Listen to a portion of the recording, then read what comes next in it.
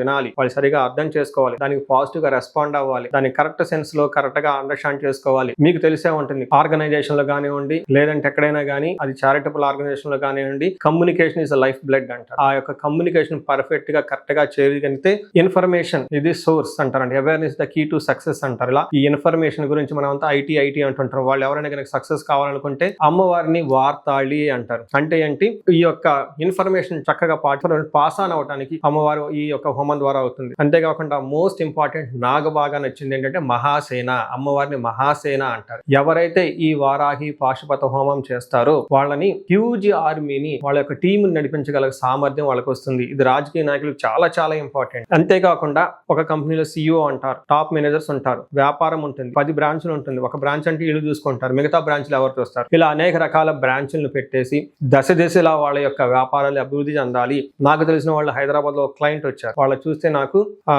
చతుస్సాగర యోగం అనే యోగం ఉంది, అంటే అనేక చోట్ల వాళ్ళు వ్యాపారాలు పెడతారని చెప్పడం జరిగింది. వాళ్ళు ముందు భయపడిపోయారు. ఆ తర్వాత వాళ్ళు ఒక్కొక్క బ్రాంచ్ ఇప్పుడు 6 బ్రాంచ్లు 7 బ్రాంచ్లు చేయడం జరిగింది అనమాట. అలా మీ యొక్క హ్యూజ్ టీమ్ ని మీరు నడపాలి, అనేక సంస్థలను మీరు ముందుకు నడపాలి. ఎడ్యుకేషన్ ఇన్స్టిట్యూషన్ లో చాలా మంది ఒక్కదాన్ని సరిగా నడపలేక ఇబ్బంది పడిపోతుంటారు. కొంతమంది 5, 6, 7, 8, 10 ఇన్స్టిట్యూషన్స్ కూడా నడుపుతూ ఉంటారు అనమాట.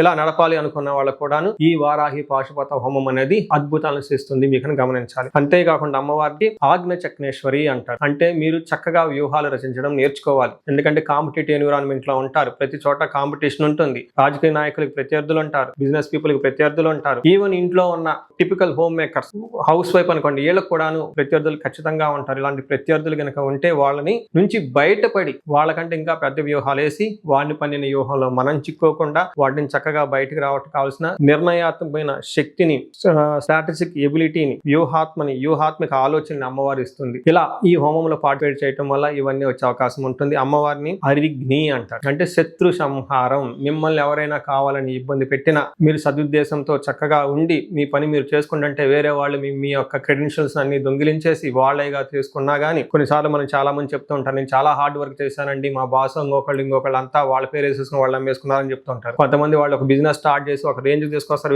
వేరే వాళ్ళు ఇమీడియట్లీ కాపీ కొట్టేస్తుంటారు. కొంతమంది ఫిజికల్ గా హరాస్మెంట్ చేస్తూ ఉంటారు, రకరకాలుగా ఇబ్బందులు పెడుతూ ఉంటారు, క్రిమినల్ కేసులు చేస్తూ ఉంటారు, మీపై ఫిజికల్ గా అటాక్ చేసి దాడి చేయాలని చూస్తూ ఉంటారు.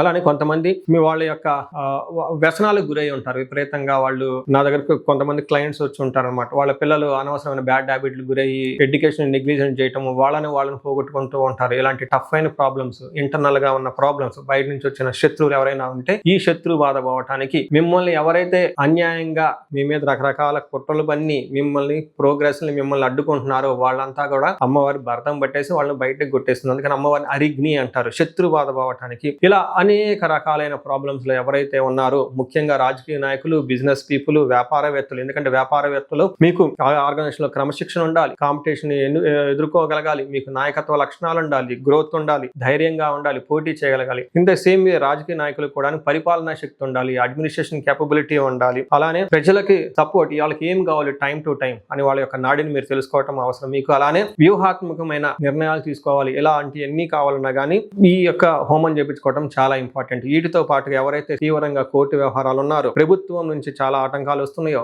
వ్యాపారంలో పోటీ ఉన్నారు, ఉద్యోగాలు ఆటంకాలు ఉన్నాయో, అప్పులు వాళ్ళు ఉన్నారు, ఇంకా ముఖ్యంగా భార్యాభర్తల మధ్య సమస్యలు ఉన్నారు, మీకు ఎలాంటి సమస్యలు వచ్చినా ఆ సమస్యలు చాలా టఫ్ గా ఉన్నాయి, సొల్యూషన్ లేదని మీరు కనుక ఫీల్ అయ్యారు అంటే ఈ వారాహి నవరాత్రులు సెలబ్రేట్ చేసుకోవటం మీ శక్తి కొలది. ఇంకా ముఖ్యంగా వీలైతే నేను చేయబోయే ఒక వారాహి పాశుపత హోమంలో పార్టిసిపేట్ చేయండి. మీకు 1-to-1 చేయడం జరుగుతుంది. దీన్ని సద్వినియోగం చేసుకోవాలని చెప్పేసి కోరుకుంటున్నాను. ఇంకొక ముఖ్యంగా నా సైడ్ లో ఎవరైతే ఈ హోమంలో మీరు పార్టిసిపేట్ అవ్వాలనుకుంటున్నారో, ఇందులో 18 మందికి మాత్రమే అవకాశం ఉంటుంది. లాస్ట్ టైం నేను చేస్తే ఎక్కువగా ఓవర్ రెస్పాన్స్ వచ్చింది, నేను కరెక్ట్ గా మేనేజ్ చేయలేకపోయినా చాలా మందికి డబ్బులు తిరిగేయడం కూడా జరిగింది. ఆ డబ్బులు మళ్ళీ నా అకౌంట్ పడి నా అకౌంట్ నుంచి మళ్ళీ వాళ్ళకి వెళ్ళటం, కొంతమంది ఎన్ఆర్ఐలు, రెమిట్లీలు, జూమ్, జెల్ ఇవన్నీ కూడా చేస్తున్నారు. మళ్ళీ వాళ్ళకి నేను చేయడం చాలా ప్రాబ్లం అయింది.